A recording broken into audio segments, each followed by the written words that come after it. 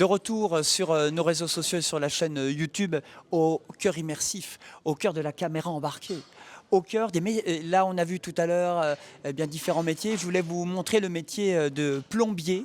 Alors, c'est un sacré métier, plombier. On a toujours besoin d'un copain plombier hein, quand on a une merde à la salle de bain ou dans les toilettes ou un autre métier. Mais en tout cas, voilà le métier plombier de ces WorldSkills avec plusieurs candidats qui sont ici depuis ce matin à faire cette épreuve, à réaliser en un temps limité avec une dizaine de candidats qui viennent des quatre coins de la région Occitanie, Pyrénées-Méditerranée, avec cette compétition qu'il fallait réaliser. Je crois qu'ils avaient, vous êtes ambassadeurs tous les deux. Merci d'être avec nous. Bonjour.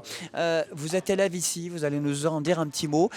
Leur première mission, expliquez-nous les gars. Première mission, c'était à réaliser ce qu'on va voir à l'écran derrière ce monsieur Voilà, en quelques heures. Alors du coup, c'était un départ chaudière, eau chaude, eau froide sanitaire, départ chauffage jusqu'au radiateur. J'aurais pas dit ça franchement, mais pour moi c'était des tuyaux, pas plus quoi, hein, quand Voilà. tu connais rien. C'est un peu plus technique que ça, mais il y a du gaz également et une évacuation. Et raccorder un radiateur, c'était une épreuve qui durait pendant 6 heures à peu près.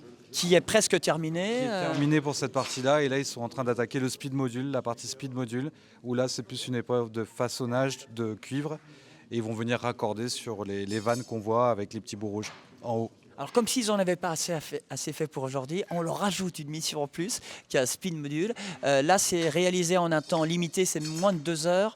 Une pièce en particulier, on va la montrer. C'est exactement ça, donc c'est pour gagner des points en plus. C'est le premier qui, termine. C'est un cas. C'est ça, avec les cotes, les bonnes cotes, on peut augmenter ses chances d'avoir de bons résultats, quoi. Est-ce que ça va dépendre du résultat pour les WorldSkills si la personne gagne le speed module en plus de l'épreuve de ce matin? C'est plus du bonus, c'est partie intégrante de l'activité et de l'épreuve, mais c'est du bonus supplémentaire. Ça rajoute à la note. Ouais. Ah, ça c'est génial, avec des jeunes plombiers, tout ça, des apprentis jeunes et un petit peu plus jeunes, un chouïa plus âgé. Les garçons, j'aimerais qu'on vous voit parce que moi j'aimerais aussi pas vous rendre hommage, mais j'aimerais aussi tordre le cou aux idées reçues parce qu'on pourrait se dire des fois l'apprentissage c'est que pour les moins de 29 ans. Je peux me permettre de demander quel âge vous avez les garçons parce que vous êtes ambassadeurs et c'est surtout que vous êtes élèves ici et vous êtes apprenti. Vous n'êtes pas prof mais vous êtes élève et pour moi c'est hyper important. Vous avez quel âge? 40 ans. 40 ans. Un bel âge. Et vous? 39, un an de moins. Et l'année prochaine, c'est la fête. Hein. Qu'est-ce qui vous a dit de... C'est une reconversion professionnelle tous les deux? Oui. Moi, j'étais dans les assurances pendant 15 ans. Je faisais de l'assurance pendant 15 ans et puis j'ai eu envie de quelque chose de plus manuel. J'en avais marre des bureaux, d'être enfermé. Et donc, j'ai commencé la voie de l'apprentissage il y a 2 ans de ça et je continue pour continuer d'améliorer la technicité parce qu'il y a toujours beaucoup de choses à apprendre dans la plomberie. C'est un écart à 360 qu'il a fait le copain là. Pareil. Des bureaux jusqu'à pareil pour vous, jusqu'à la plomberie, jusqu'au tuyau. Moi j'étais dans la restauration, j'étais sommelier. Donc, ouais. Il a quitté les vignes pour réparer. Du vin à l'eau, je suis passé, ouais, exactement ça. Et comment ça se fait vous aussi? Pourquoi? Ben pareil, la restauration, je suis issu de la pure restauration, j'ai fait mes études dans la restauration, j'ai eu un enfant qui a 2 ans et demi aujourd'hui et il fallait que je profite un peu de lui, de le voir grandir, donc c'est un métier où les horaires sont un peu plus souples que la restauration. Vous allez peut-être mieux gagner aussi entre nous. Un plombier gagne mieux qu'un serveur. C'est sûr. Je crois que ça gagne bien aussi un plombier. Faut le dire, hein. Un plombier, ça. Des ambitions, mais oui, il y a possibilité d'avoir des bons salaires. Après, c'est un métier aussi qui n'est pas toujours simple. Donc, c'est pour ça que je disais tout à l'heure, il faut toujours avoir un copain plombier. Vous allez me donner votre 06, les gars. Que quand j'ai une merde à la maison, vous allez venir. Un petit mot, on peut souvent se poser la question, ça se passe comment en classe? Quand on a des élèves, des camarades qui ont 20 ans de moins, c'est cool, c'est normal, ils vous prennent pour le papa, ils vous prennent pour le grand frère, ou ça se passe bien? Ça se passe très bien. Et on a quand même, on est sur un niveau bac, donc déjà c'est un petit peu plus âgé quand même, mais on a un mineur qui vient d'avoir ses 18 ans, donc ouais, ça fait pour être presque de son papa en fait. Hein.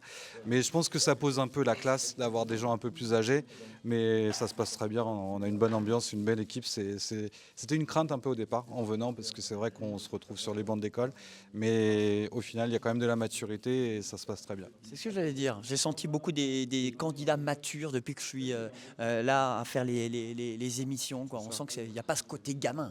Non, bah, un petit peu au début, mais après ils nous testent un petit peu, comme on est un peu plus âgé qu'eux, mais on a quand même du sens de l'humour et puis ça les détend un peu, mais bon. Et puis nous, ça nous rajeunit aussi, hein. Comme ça, ça nous fait du bien. Ouais. Bon, c'est un beau message, les garçons, parce que c'est aussi la réorientation professionnelle. Beaucoup de gens, hein, depuis le Covid, font de la reconversion, de se dire, moi aussi, je veux changer de taf, je veux changer de ville, de vie et de métier. Et comme quoi, il y a là, quoi, on y va, hein. Ouais, c'est le cheminement à peu près que j'ai mené à partir du Covid où le télétravail, les choses, ça a commencé. Et puis une routine qui s'instaurait, voilà, envie de découvrir autre chose. Et puis très heureux de mon choix jusque-là, quoi. Puis ne pas avoir peur en conclusion de changer de métier, mais surtout de se dire de retourner à l'école. Parce que ça aussi, alors, on n'est pas dans une école classique, les fesses sur la chaise toute la journée. Il y a des cours un peu pratiques à l'école, hein. Il y a de l'anglais, il y a des maths, j'ai vu. Mais avant tout, c'est l'atelier. C'est ici votre boulot. C'est ici votre salle de cours, les garçons. C'est ça. Mais après, tout ce qu'on a appris quand on était au collège et au lycée, c'est comme le vélo, ça s'oublie pas, ça revient. Ouais, ça revient vite. Mais bon, les nouveautés, c'est vraiment à l'atelier. On est bien entouré avec nos formateurs, donc c'est cool. Ouais. Allez, un dernier mot avec les jurés. Ils sont déjà en train de préparer.